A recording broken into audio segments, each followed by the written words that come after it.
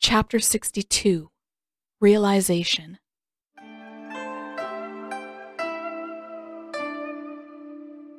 Zuko couldn't remember the last time the sound of approaching footsteps had caused his heart to speed up in something other than nervous anticipation. This was weird, but not entirely unpleasant. He wanted to see Katara. It had taken a while, but he could admit that to himself now. He liked being around Katara. Possibly even more than he liked being alone, which was weird for him. Most people were exhausting, but Katara, well, she could be exhausting too, but it was different with her. Good different. Sure, she could be exhausting at times, but he also felt as though he could rest with her around. He could let his guard down, and she wouldn't take advantage of that. Of course, he still wasn't going to dig any deeper than that. If there was another reason why he liked being around her, he wasn't about to admit it to himself, much less anyone else. Zuko wasn't that stupid.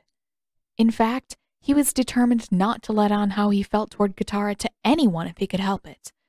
That was precisely the sort of weakness that had gotten him in trouble in the past.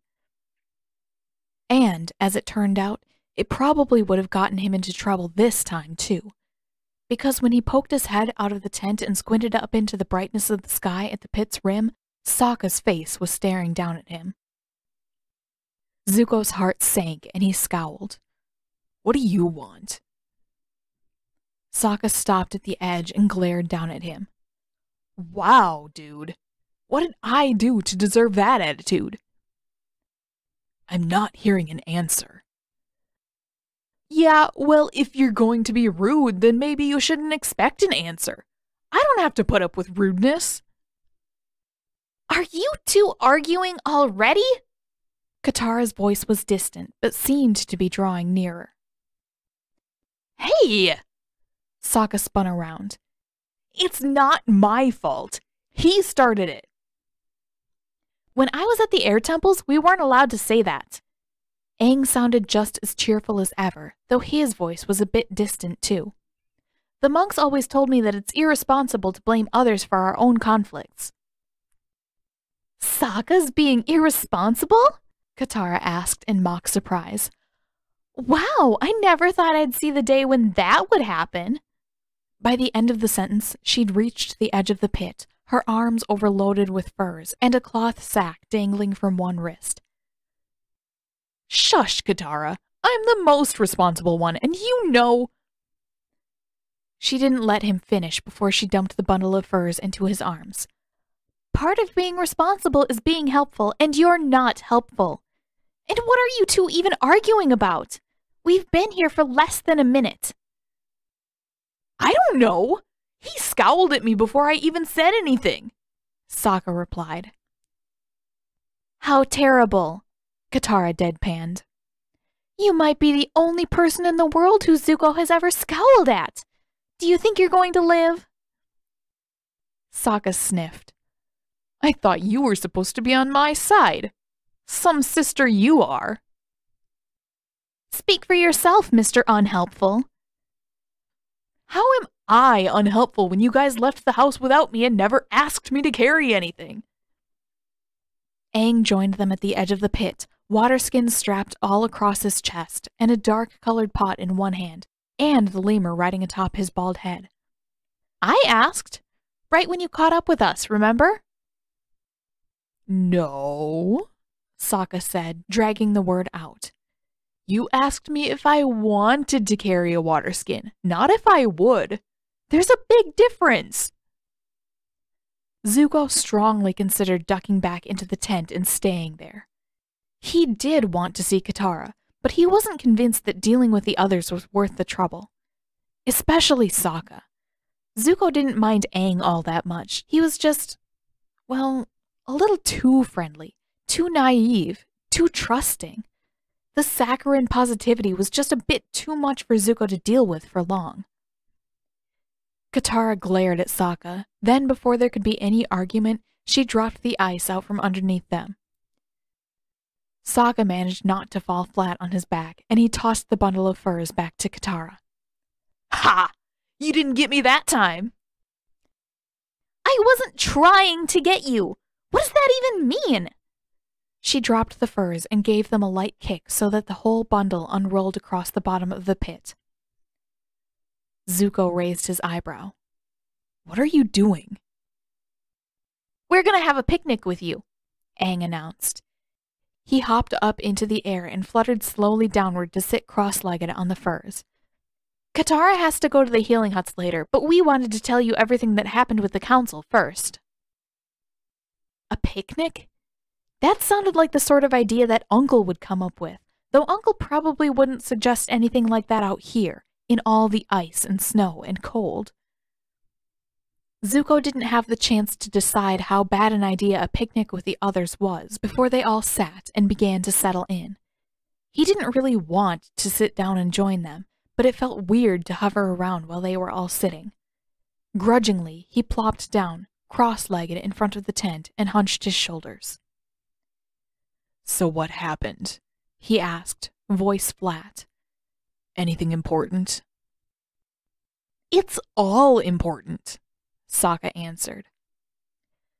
They're sending out another reconnaissance team to make sure that we were telling the truth, Katara said.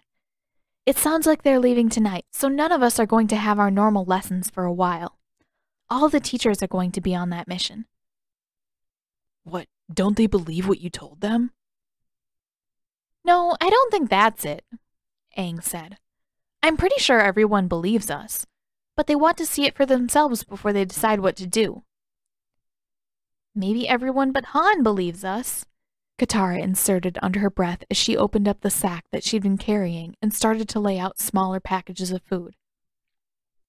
Yeah, but Han's an idiot. No one listens to him. Sokka reached around Aang and began stuffing his hands full of food. We learned that today.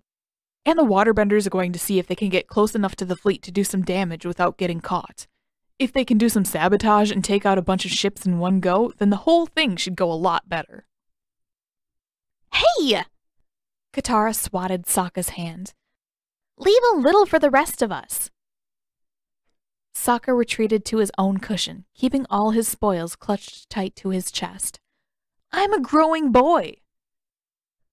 More like a bottomless pit, Katara mumbled, but she didn't fight him any further.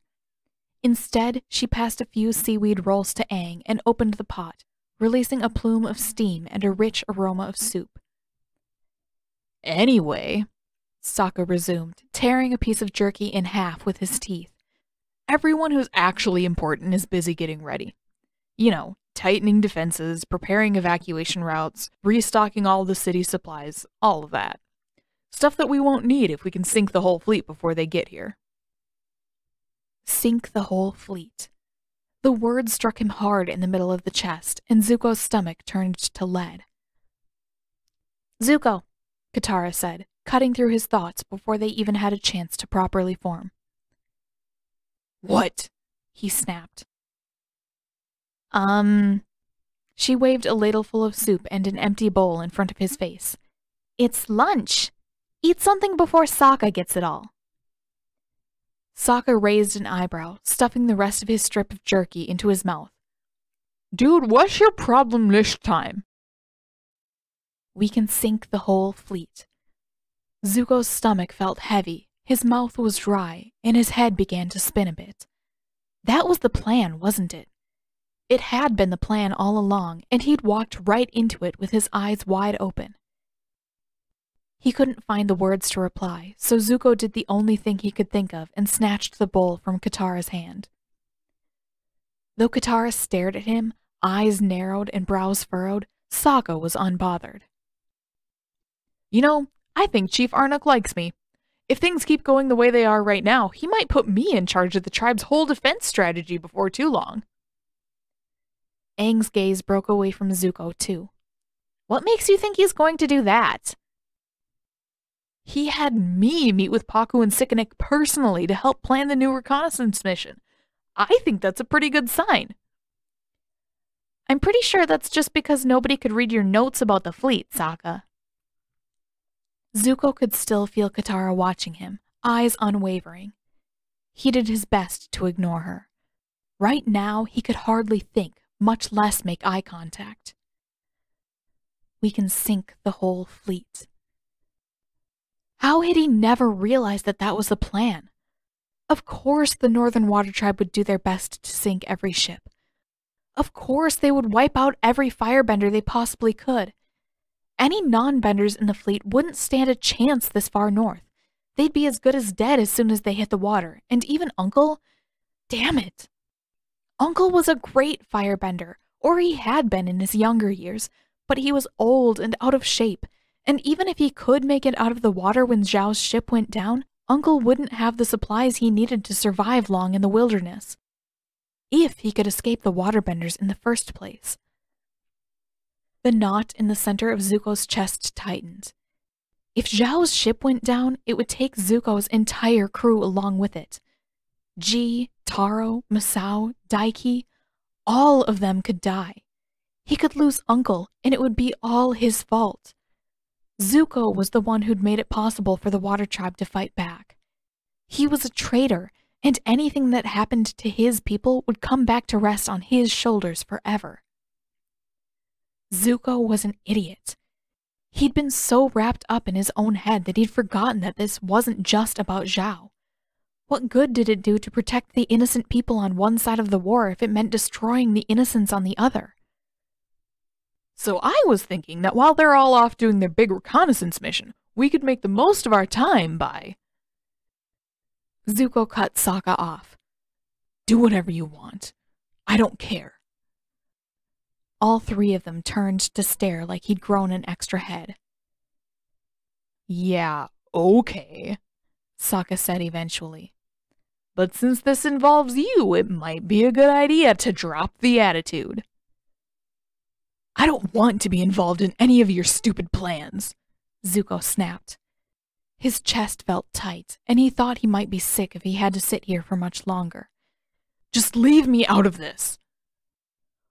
What the hell is your problem now? Sokka asked. Seriously, you were almost normal yesterday, and now...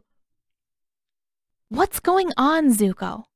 Katara spoke a little quieter, and there was something soft, something patient in her tone.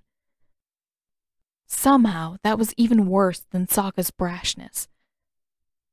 Can you just leave me alone? I don't want to talk right now. He wasn't sure that he'd ever want to talk again. Not after he'd screwed things up so badly. Not when he'd single-handedly torn his own life into shreds. Whatever is wrong, I'm sure we can help, Aang began. If you'll just tell us. Leave! Zuko bellowed. I told you that I don't want to talk. He couldn't talk even if he wanted to. It was becoming more difficult to keep himself under control, to think, even to breathe.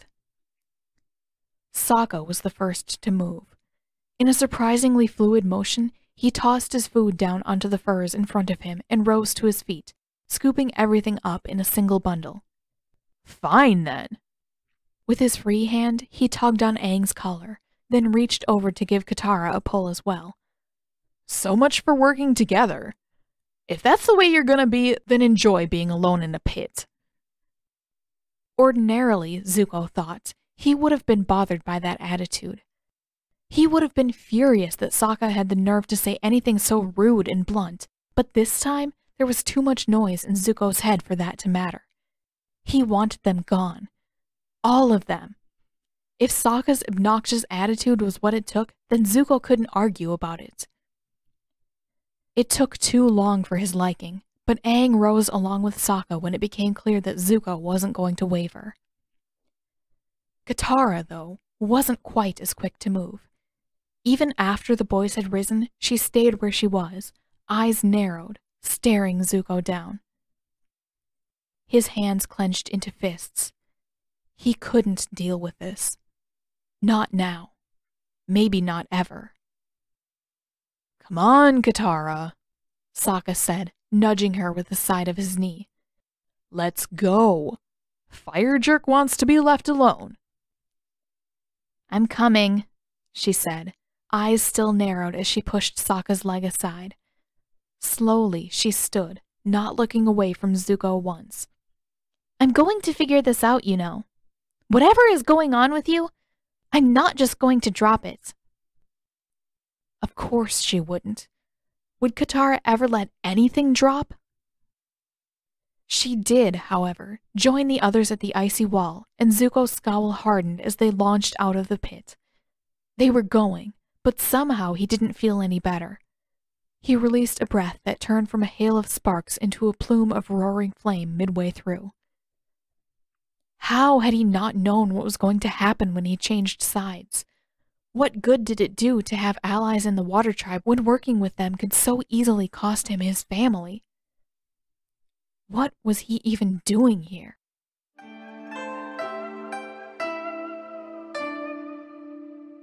You're really sure? Tomorrow? Katara nodded, pushing her hands down deep into her pockets. Though it wasn't particularly late, there were relatively few patients to tend to, and Meek had let them go early.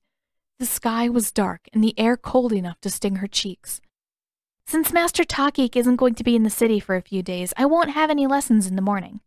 I'll probably spend all that time waterbending anyway, so if you want to learn, you might as well join me. She'd have to take a step back from combative waterbending to work with Krisak, but any waterbending practice was better than nothing. With a grin, Krisak did a small, excited twirl in the middle of the street. Yes! I'll finally be able to prove that I'm good at something other than healing! And that I'm actually good at healing. Katara laughed. I think everyone already knows that you're a good healer. Tell that to my older sister. She's 8 years older than me, and she's so smug about being done with her apprenticeship. Never mind the fact that I'm almost a year ahead of where she was at my age. Krisak sighed. And my younger sister is always bragging about how she's the best cook in the family. Once I know how to cook with my waterbending, neither of them will be able to say a word. Well, hopefully you have a little time to practice first. I can't count the number of things I ruined before I finally figured out what I was doing. Krisak let out another sigh, this one exaggeratedly long. I suppose I can wait. Too bad I can't start practicing tonight. Katara gave a noncommittal hum, then immediately regretted it when Krisak whirled to face her. Wait, are you going to practice any more tonight? Even if you don't want to teach me yet, I could always watch and then... Katara's face grew hot, and she was thankful for the darkness. I thought you didn't care about combat waterbending. Well, I don't, but it's all waterbending in the end, isn't it? I suppose if I really pay attention, I could pick a few things up. Katara frowned. There was a good chance that she would do more waterbending tonight, letting herself in and out of Zuko's pit if nothing else. But she didn't want the boys around for that, much less anyone else. Especially tonight, after everything. You probably could, she admitted carefully. But tonight, there are just a few things I need to take care of. Normally I'd be practicing, but I'm not sure I'll have time for that tonight. Not unless Zuko came back around remarkably quickly, or she wound up freezing his feet to the ground to get him to talk. That had proven to be a useful tactic before. Anything I can help with? Krisak asked. Katara's eyes widened.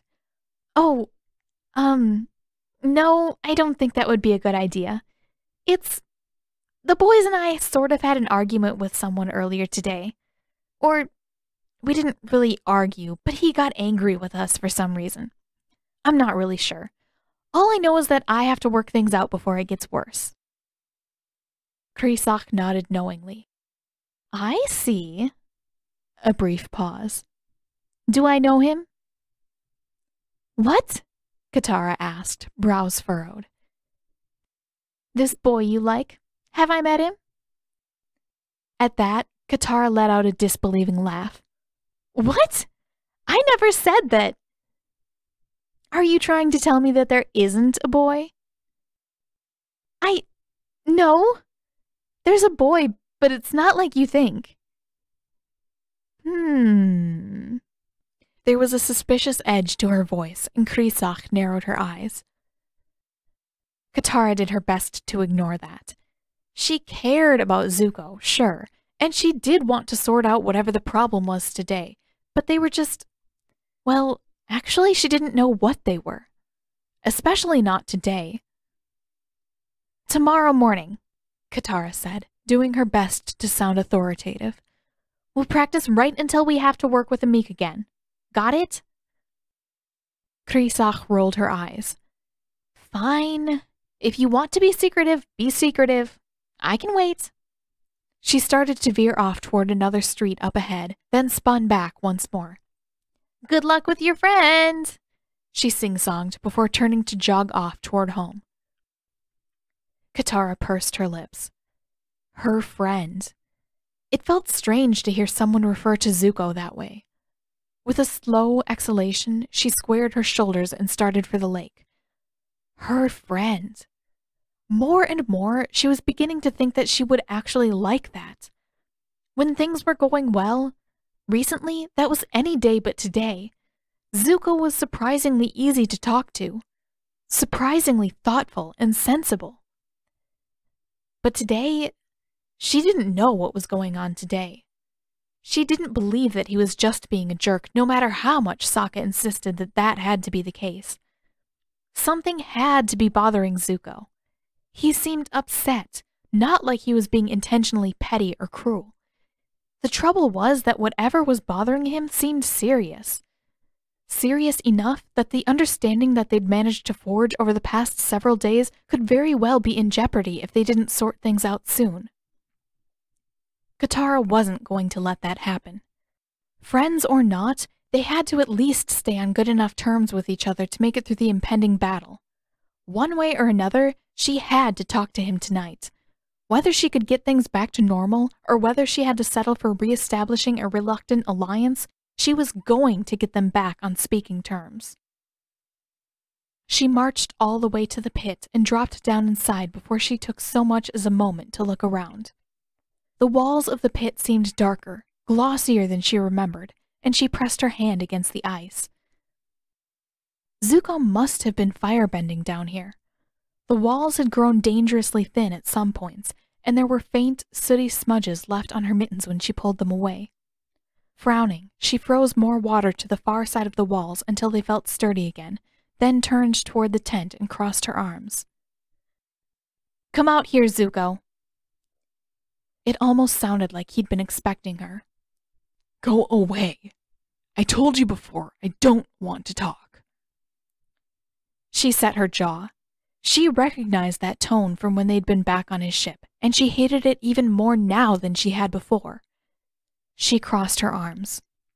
"Then I guess it's a good thing that I'm not here to talk." There was a long pause before Zuko spoke again. Though he didn't emerge, his voice dropped a bit, from burning and bitter to dull and tired. "Then what do you want?" It was just barely a crack, but that was all the opening she needed. "Well, obviously you've been trying to blow off steam down here. I don't know what the problem is, but I do need more sparring practice. We might as well use that bad mood of yours."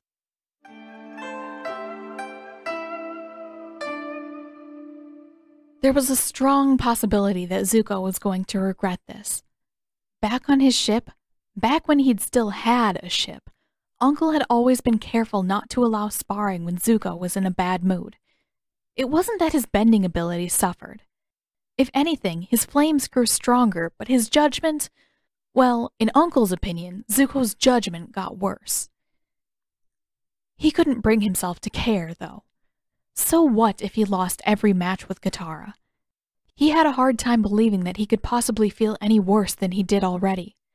If he fought and lost a handful of sparring matches, at least he might exhaust himself enough to get some sleep.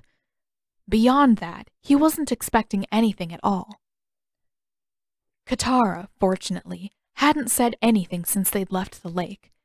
Zuko was not in the mood to speak, and he seriously doubted that anything she could possibly say would change that. He'd messed everything up, and he wasn't certain that there was anything that could be done to fix it. Whether he should even try to fix it. More likely than not, anything that he could possibly do would make the situation worse for everyone. He should have seen this coming when he left Zhao's ship all those days ago. He should have known better than to think that he could make the right decision and have things turn out right.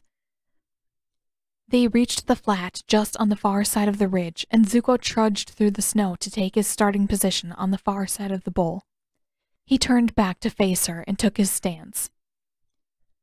Whenever you're ready. Before he managed to finish the last word, Katara moved forward, and the ice surged up around him, burying him to the shoulders and pinning him in place. What the hell? What are you doing? She crossed her arms and glared at him. Waiting for you to get a grip. What? He struggled against the ice, his temper rising along with his temperature. Let me out of here! No. Fine. Then he'd just have to melt himself out. Scowling in concentration, he forced his bending higher and higher. Gradually, the ice around his arms began to loosen, and curls of steam began to lift from the surface around his shoulders. Katara stared at him, unimpressed. With a flick of her wrist, she froze him back in place, even tighter this time. By all means, keep trying. This is a lot easier for me than it is for you. Ugh, what do you want? I want you to tell me the truth. You said that you didn't want to talk. Well, I lied, she snapped. People have been known to do that. What? He squirmed against the ice again. Then why bother taking me all the way out here? Because I don't want to get us caught if I have to yell at you. If you care that much, then let me go. Not until you tell me what's going on.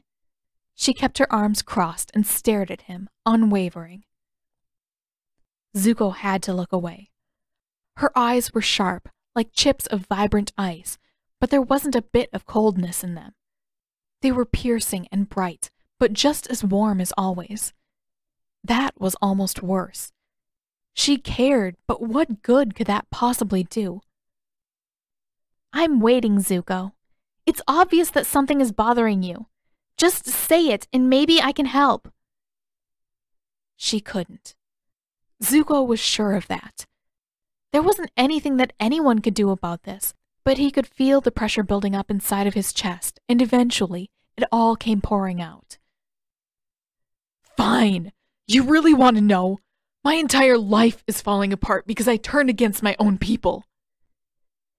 You decided to help us, Katara shouted back. You told me that you were okay with this. How is that any different today than it was yesterday? I thought that... I don't know what I thought was going to happen. But now, my uncle is still on Zhao's ship. So is the rest of my crew. When the ship goes down, they're all going to die, and it's going to be my fault. He had to stop for a breath. Katara had gone still and wide-eyed, but he barreled on. It's bad enough that I'm a traitor for turning against Zhao, but I know a lot of the people out there. I'm supposed to be responsible for them. How am I supposed to live with myself if I get them all killed? For another second or two, Katara just stared, her forehead full of creases. Then she released the ice, leaving him staggering, and dropped to sit cross-legged on the ground. That's it? Zuko was thrown off balance, only half because of the change in the ice. He wanted to argue, but Katara had backed away, and she looked small and uncertain. His eyes and his throat both burned, but he was too furious with everything, the universe, the spirits, himself, to succumb to it. Of course that's it, he snapped eventually. I was stupid not to realize what was going to happen before, but Uncle is the only person in my family who will even speak to me. If anything happens because of me, then I'll be even worse than General Bujing. Katara looked up. No. No matter what happens, you're better than that. Why?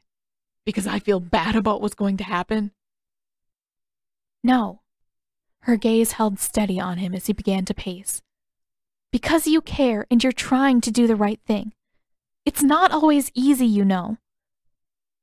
It's impossible, Zuko shouted. At that, Katara stood back up. No, it isn't. We can figure this out, okay? I don't want anything bad to happen to the general either. Zuko's breath caught in his throat, and he stopped pacing. You don't? Of course not. Her voice softened. Your uncle was always nice to me. And even the rest of your crew. They may not be my favorite people, but they're not nearly as bad as I thought they were. She paused. If they're important to you, then I'll do whatever I can to help figure this out. It became very difficult to breathe. After spending most of the day entirely unmoored, spiraling at the rim of a well of despair and failure and grief, Zuko felt as though he'd been slammed back into the ground. His pulse was still too fast, his head still spinning, but the world felt tangible and meaningful again. They aren't my friends or anything, Zuko finally managed. But they were stuck with me for 3 years. They wouldn't be in danger if it weren't for me. I have to help them. Okay. Her voice was still soft, still even. So, what do you want us to do? He rubbed his forehead with the heel of his hand and thumped down into the snow, his legs gone limp. Ugh. I don't know. I can't lose my uncle. His eyes began to burn again, and he looked down in an effort to hide it. He heard Katara walk around to his side and sit just a little way from him. If we can find a way to keep him safe, will you still help us fight Zhao? He drew in a slightly shuddering breath. I haven't even thought about that. But I guess, yeah, I'd still want to stop him. His eyes had begun to leak a bit, and although he was fairly certain that she wasn't looking, Zuko angled his face farther away. Good. As long as we stick together, we can do this. Katara went quiet for a while. Are you okay? Fine. Despite his leaky eyes, his voice was perfectly normal. He wasn't crying, he was just dripping. Are you? Her voice sounded doubtful. You've been sort of up and down a lot today. He shot a quick glare at her. Is that your tactful way of saying that I've gone insane?